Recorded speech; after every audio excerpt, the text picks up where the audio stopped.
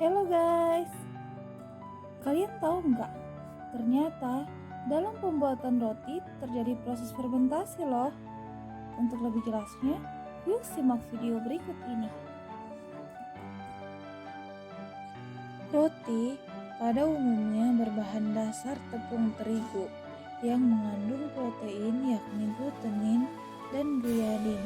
Glutenin berfungsi dalam menentukan struktur roti dan memberikan kekuatan pada adonan untuk menahan gas dari aktivitas ragi. Sedangkan gliadin memberikan elastisitas dan kekuatan untuk peregangan terhadap gluten. Garam berfungsi memberi rasa supaya tidak hambar, memperkuat cita rasa bahan lain. Rasa manis gula akan lebih terasa jika ada garam dan mengontrol perkembangan ragi. Gula yang digunakan adalah gula sukrosa, gula putih berbentuk kristal.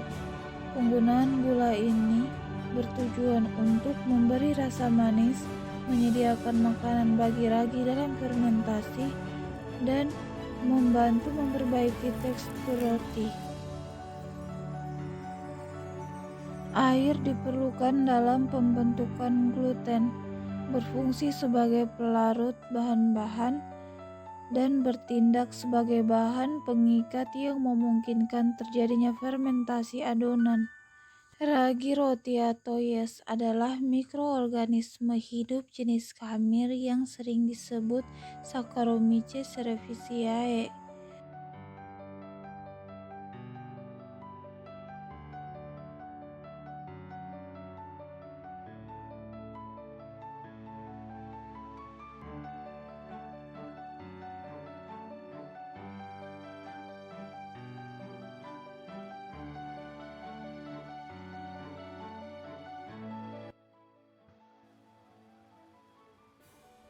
Ragi berperan dalam mengubah glukosa menjadi alkohol dan karbon dioksida melalui proses fermentasi.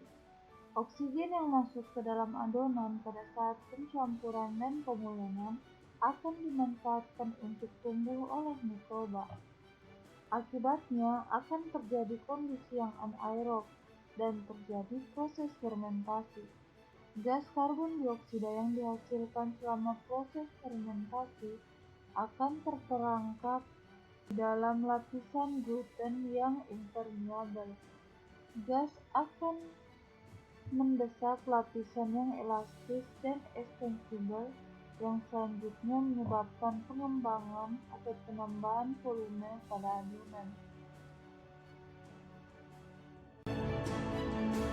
Pembuatan roti diawali dengan proses pencampuran. Tahap ini bertujuan untuk membuat dan mengembangkan sifat daya rekat atau gluten. Tepung mengandung protein yang sebagian besarnya akan membentuk gluten apabila dibasahi, diaduk-aduk, ditarik, dan diremas-remas. Gluten inilah yang akan bertanggung jawab menahan gas karbon dioksida. Tahapan selanjutnya adalah proses fermentasi. Ragi yang telah ikut bercampur di dalam adonan roti didiamkan selama 3-6 jam untuk memberi waktu terjadinya proses fermentasi.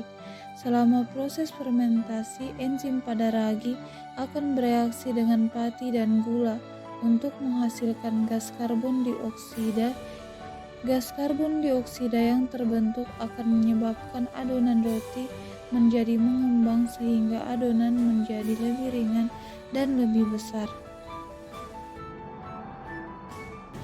Tahapan proses selanjutnya adalah pembentukan. Pada proses ini adonan dibagi dan dibulatkan, didiamkan, dipulung, dan dimasukkan ke dalam loyak untuk fermentasi akhir sebelum dipanggang. Setelah itu, tahapan terakhir dari proses pembuatan roti adalah pemanggangan. Setelah proses fermentasi akhir, roti akan masuk dalam proses pemanggangan roti atau baking. Dalam proses pemanggangan roti ini akan terjadi berbagai reaksi biokimia yang melibatkan inaktivasi enzim Yeast atau ragi dan perubahan pati gluten dalam adonan.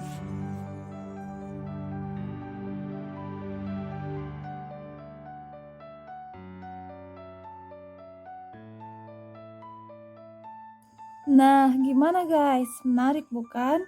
Jadi, itulah tadi video singkat tentang proses fermentasi pada pembuatan roti.